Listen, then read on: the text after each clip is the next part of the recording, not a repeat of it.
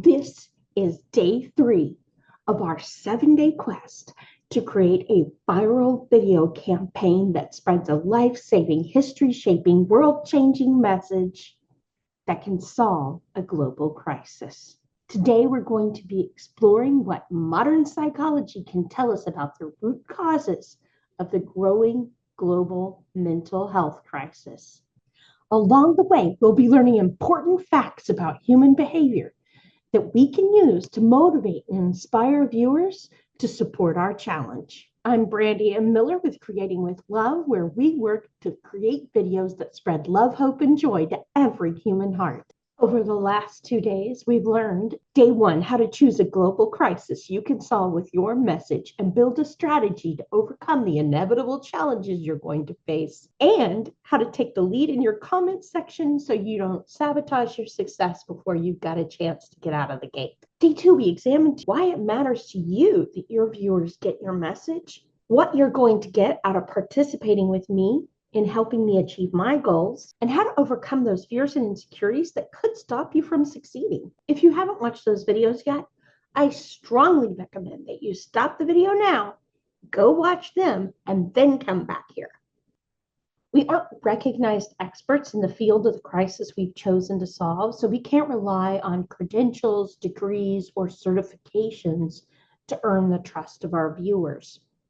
Because of that, people are quite rightly going to be skeptical of any conclusions we draw about the causes of this crisis if we don't build a solid foundation for our recommendations based on our results and what we can find that experts have to say that back up our experiences. Discovering how to tap into the experts that do exist and leverage their findings to our advantage is crucial to earning the trust of our viewers, so they'll be able to entertain our ideas about how to solve the crisis. The problem is, and this creates a bit of an obstacle for us, sometimes our own experiences go directly against the recommendations of the recognized experts in the field. Sometimes the experiences we've had may be so different from the experiences our viewers have had that they find our recommendations silly, illogical, or even dangerous.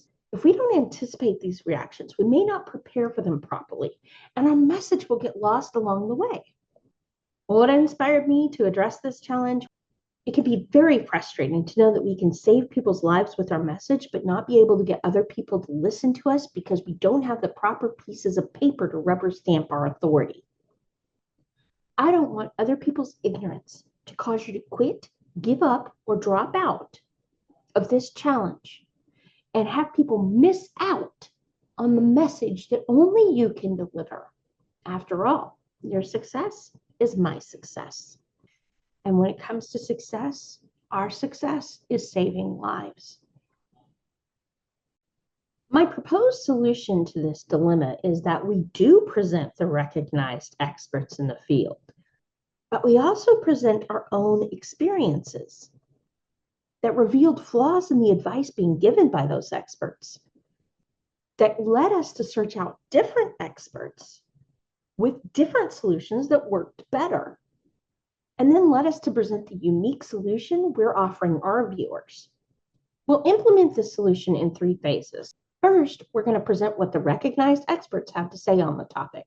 Second, we're going to share our experiences that led us to ask questions and seek answers from different experts. And third, present the solution we found from unconventional sources that resolved our crisis and why we're confident that they, and not the recognized experts, have it right. When we challenge the prevailing wisdom around the socially accepted answers to the challenge we're addressing, we can expect the experts to try and shut us down. They're not being mean, they're trying to protect our viewers from harm. We can appreciate that because it's a goal we share, even if we disagree about the methods.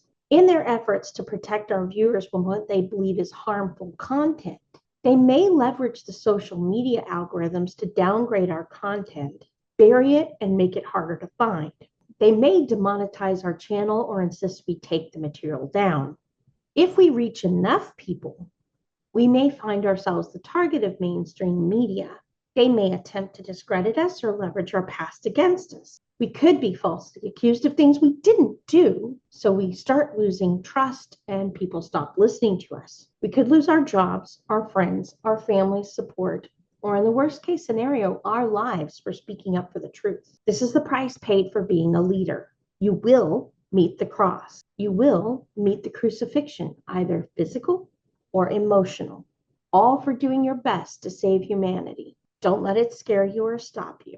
The job of a true leader is to challenge the prevailing wisdom and point out when the emperor's naked, even if no one else finds the courage to say it or sees it the way you do. It's our job to take a stand for what we know is right, true, and good, even if it means standing all by ourselves.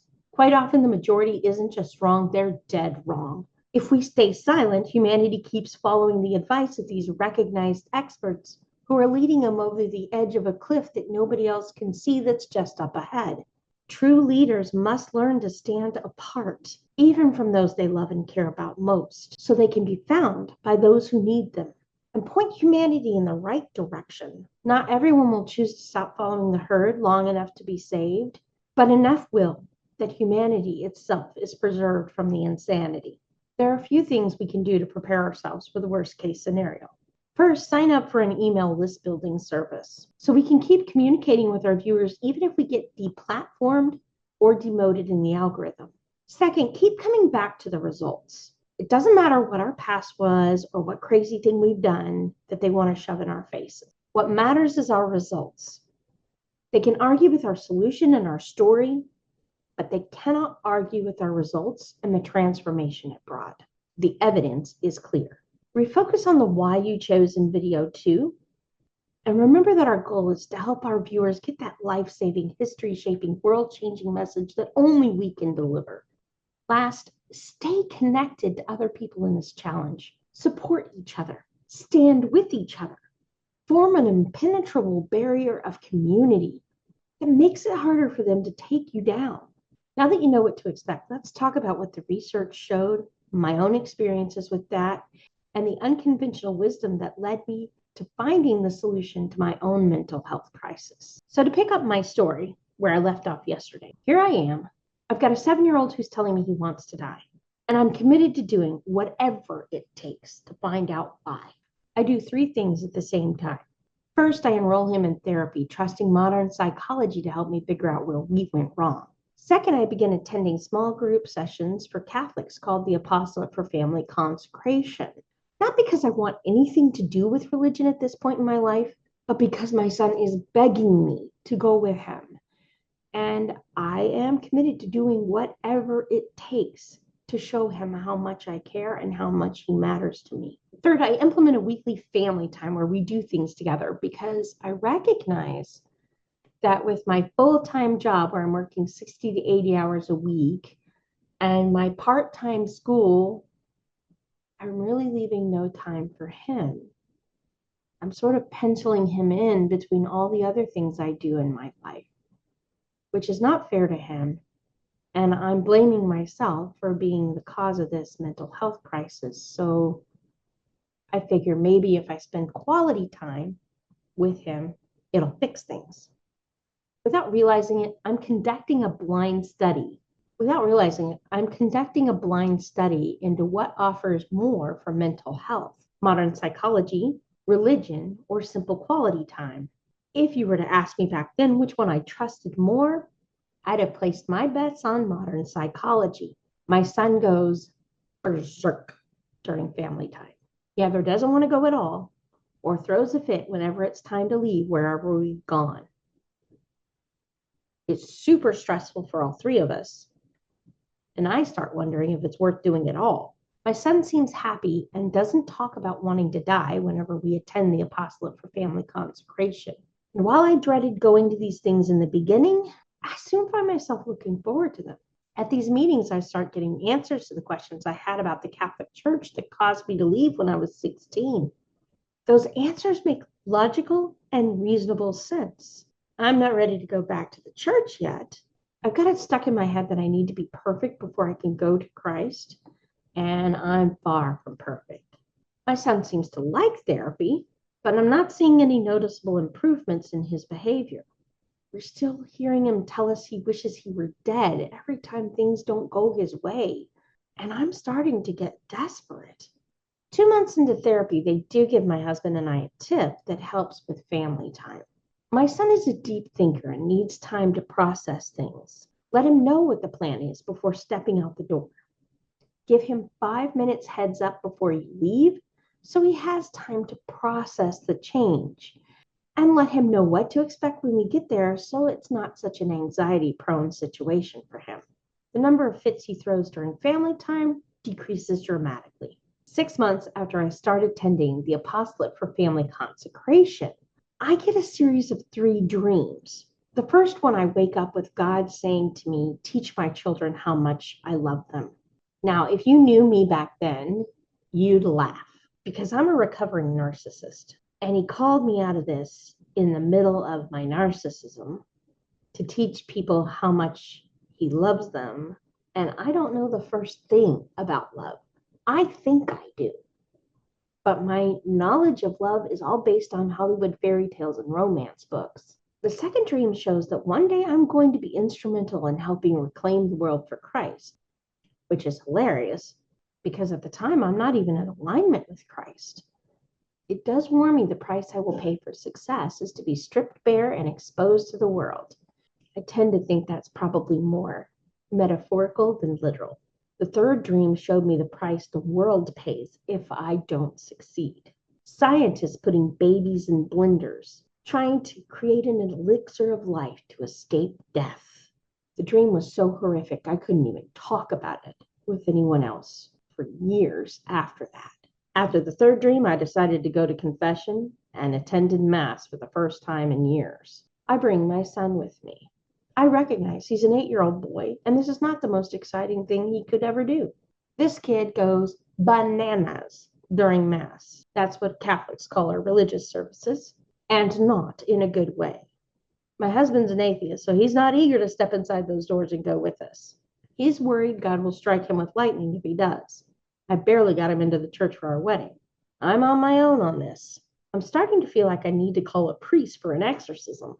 But I stand my ground and insist my son comes with me each week. As much as my son seems to hate going to Mass, within a few weeks, I'm hearing less and less of the words, I wish I were dead. I wish I were in heaven. I wish I were with Jesus coming out of his mouth. I'm in the best place I've ever been emotionally and mentally. And I do the craziest thing I'd ever done at that point because of it. I get offered a promotion at work, twice the pay, working directly for the vice president, and they're willing to pay me to move to Orlando, Florida. But I'm already working 60 to 80 hours a week. I know I'll have to work more hours if I accept this position. My husband is coming to the end of his radio school training. He needs to look for a job, and small town radio is his best shot at getting one. That will require a move. Orlando's a large market. He's got slim to no chance to get on air there. I turn down the promotion, give my husband permission to look for a job, and he lands one in the small town of Gillette, Wyoming. I change majors from graphic design to elementary education. No more therapy for my son, since they don't have a program that I can afford now. No more apostolate for family consecration because they don't have a group established there.